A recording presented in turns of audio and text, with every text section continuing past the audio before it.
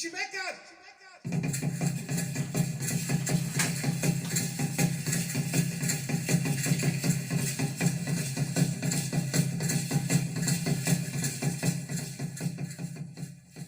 Bienvenidos a una emisión más del Foro Virtual del Libro, ese claro objeto del confinamiento, patrocinado por el Instituto Estatal de la Cultura de Guanajuato, Ediciones La Rana y los sellos que conforman Fondo Editorial Guanajuato.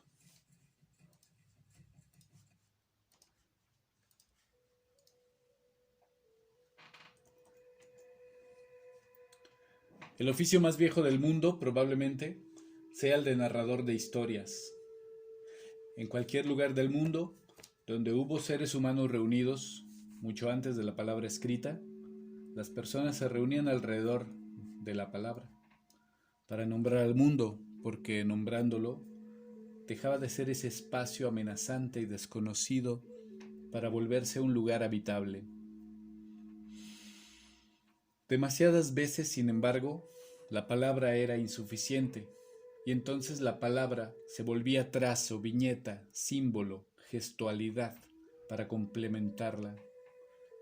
Palabra e imagen nacieron juntos, y juntos crecieron formando civilizaciones y lenguajes hasta llegar a la palabra escrita, y aún ahí, palabra escrita e imagen fueron un todo indisoluble hasta tiempos muy recientes en que cada una adquirió su independencia. Occidente las separó.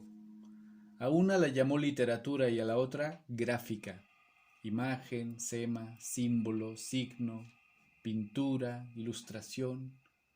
Pero el cómic las reunió de nuevo, creando un género nuevo, la literatura gráfica, un lenguaje tan actual o tan antiguo como quiéramos. Mi nombre es José Luis Pescador. Soy dibujante y narrador de historias con dibujos.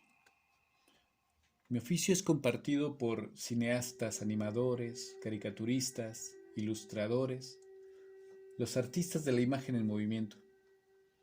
Pero también es oficio de urbanistas, de arquitectos, de cartógrafos, de pintores y escultores, de diseñadores y grabadores. El dibujo, sin embargo, creo yo, no queda lejos de los juglares y narradores del pasado, de los que cuentan historias en los viejos corridos de plaza en plaza, o de las parteras y chamanas que pintaron con sus manos y cuerpos las visiones de bisontes y jaguares en las cuevas, o los movimientos de los astros y del paso del tiempo para saber cuándo sembrar y cuándo cosechar, cuándo es tiempo de fiesta y cuándo de recogimiento.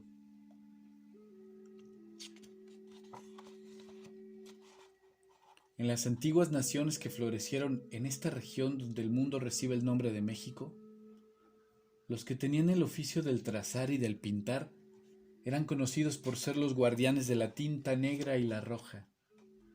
Conocían de animales, plantas y minerales que podían moler para convertir en colores y representar el mundo visible y el invisible en los muros, en vasijas de barro, en pieles de venado y ocelote, en papel de amate o en las mismas piedras. El mundo antiguo, pues, era un espacio multicolor. Hoy, además de los antes mencionados, estamos los documentalistas, los cuenteros, los corridistas, los fancineros, los dibujantes de cómic, los grafiteros.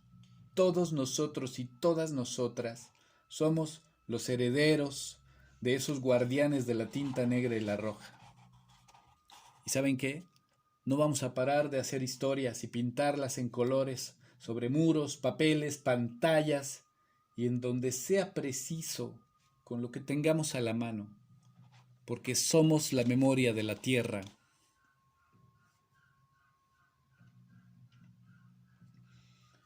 Quiero contarles de un libro que escribí y dibujé, o sea, lo pictoescribí o lo lectodibujé. Se llama La caída de Tenochtitlán y es este. Mide 21 centímetros por 27, con un lomo de 1,5 centímetros. Es casi del tamaño de un cuaderno tamaño carta, un poco más grande. Tiene más de 146 páginas, con algunas en blanco y negro al final, en blanco más bien, para que el que lo lea escriba notas, por ejemplo, palabras que se encuentre dentro y no entienda. A lo mejor las puede googlear o repetir después. Aunque esas páginas en blanco al final del libro también sirven para hacer dibujos, o incluso, si se topan con el autor, para que les haga un dibujo ahí. El libro en sí mismo, creo yo, es un objeto hermoso. Tiene, ya saben, ese cierto aroma al libro que nos gusta a los lectores y las dimensiones adecuadas para apreciar a detalle los dibujos. La portada incluso tiene un bello efecto de golpe seco que hace que las letras tengan un suave efecto de relieve que se siente fino al tacto. La edición es muy bonita. Estuvo bajo el cuidado del editor David Velázquez, que estuvo siempre al tanto del avance paulatino de la obra y en las presentaciones que vinieron después. La editorial es Random House Penguin Mondadori, a través del sello Grijalbo, una editorial famosa en otros tiempos por ser la casa editorial del caricaturista Rius, que nos formó y deformó a muchos que nos volvimos asiduos de sus libros, y por quienes conocimos aspectos complejos del mundo como la perestroika, el SIDA, el capitalismo o la conquista de México, llevada a cabo por los conquistadores españoles, la iglesia y el capital yanqui, en ese orden. Justamente este libro, La caída de Tenochtitlan, algo le debe a esos libros de Rius, a quien le bastaban unos gachupines lujuriosos y unos indios panzones para retratar el drama de la conquista de forma más vívida y atractiva que los libros del maestro Alfonso Caso o de Hugh Thomas. Bien, pues La caída de Tenochtitlan es un libro en el que me propongo contar una historia épica, pero más que épica, acuática.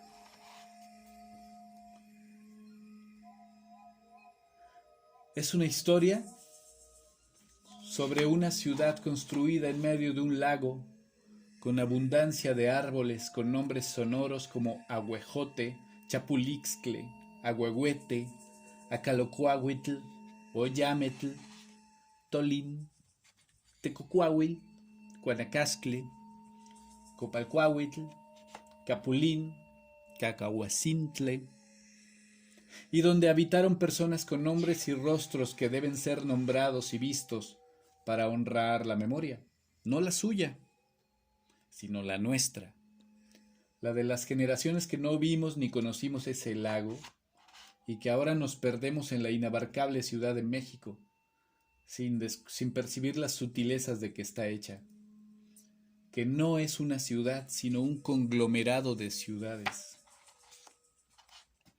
La caída de Tenochtitlan, libro 1, recrea el mundo mexica de hace 500 años a través de los ojos de Atocli, un tlacuilo o pintor con palabras, y de su joven aprendiz, la niña Huitzili. Aquí está Huitzili. Ninguno de ellos era un guerrero, pero las circunstancias los llevaron al extremo de serlo. No conocían de estrategia de guerra, armas, técnicas de combate ni de supervivencia, nada. Pero aquí están en el final de un mundo y el principio de otro, en la isla de Tlatelolco, al lado del joven líder Cuauhtémoc, que es apenas un poco mayor que ellos en edad, pero con una determinación implacable, y él sí que sabía de guerra. Por supuesto que no son los únicos personajes, no podría ser. También está Maclahuitl, Mactlalihuitl, una joven que es perteneciente al grupo social de los Pochtecas, que son los ricos comerciantes del mundo náhuatl, que además reunían o cumplían funciones de espías al servicio del todopoderoso Huitlatoani Moctezuma Xocoyotzin, un gobernante tan déspota como refinado, que había regido los destinos de cientos de pueblos y de millones de gentes los últimos 17 años. Como no podía ser de otra manera, la magia, el mito, los dioses y las diosas también son protagonistas en esta historia acuática. Desde los presagios sobrenaturales que aparecen en forma de relámpagos caídos del cielo, incendios inexplicables o animales mágicos, hasta las apariciones mundanas de los dioses, como el travieso Tezcatlipoca, que se apersona en el tianguis como un viejo borracho apestoso a pulque, o las fantasmas de las Xochicíhuatl, las mujeres sufrientes que lloran por sus hijos perdidos y se aparecen en sueños a los viajeros y a los de corazón puro.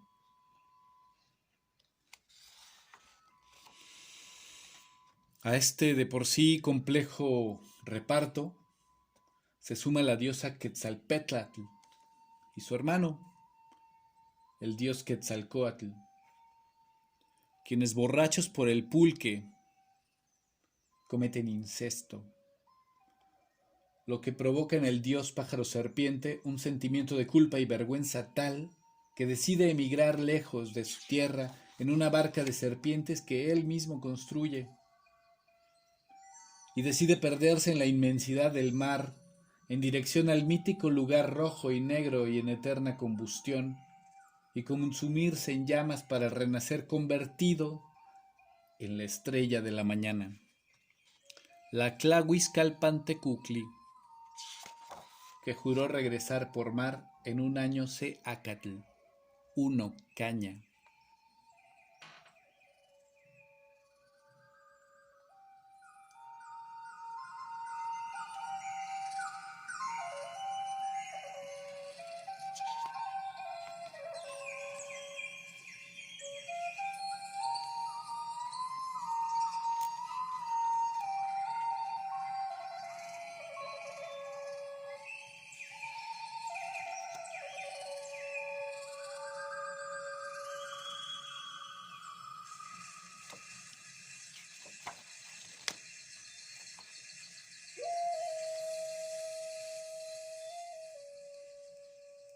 Quizá la gran protagonista de esta novela gráfica sea también la misma ciudad de Tenochtitlan, evocada con la vitalidad de su innumerable población, navegando entre los canales y sus chinampas crecidas de hortalizas, sus montañas y volcanes, el gran lago y sus grandes árboles, sus canales y puentes, sus calzadas anchas y sólidas. La vemos desde que era un islote al que nadie le importaba, lleno de nopales, pedruscos y alimañas, y su crecimiento y sus hazañas guerreras, hasta convertirse en el imponente espacio sagrado que llegó a ser, con sus edificios monumentales dedicados a los dioses de la guerra y del agua. Ah, por supuesto, también salen los españoles, con Malintzin, la faraute o traductora entremetida que los guía a través de un mundo por descubrir. La caída de Tenochtitlan es el inicio, es el libro 1 de otros que vendrán, coincidentes con los 500 años de los acontecimientos que se relatan aquí. Aunque se ha agotado ya en algunos puntos de venta, aún pueden encontrarlos en librerías y tiendas de prestigio.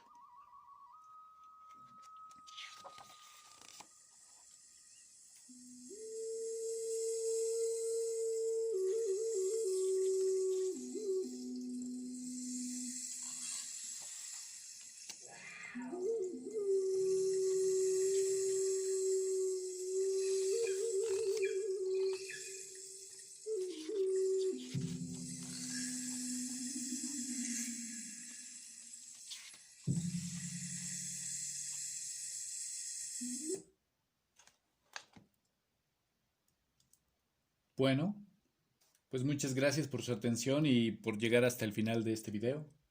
Espero que les llene el ojo este libro y si desean comunicar un comentario, son bienvenidos en mi correo que es pescadorarte54@gmail.com y también pueden seguirme en Instagram, Facebook o Twitter. Por su atención, muchas, pero muchas gracias. Ahí en mis redes sociales, pues subo constantemente avances de los siguientes capítulos. Me despido diciéndoles gracias en lengua náhuatl, Tlazoc Camati Hueilmiec, y les deseo Tolchicahualiscli, es decir, fortaleza para soportar las desgracias. Agradezco al Fondo Guanajuato por la invitación y al foro virtual del libro Ese claro objeto del confinamiento. Muchas gracias. ¡Chichimeca!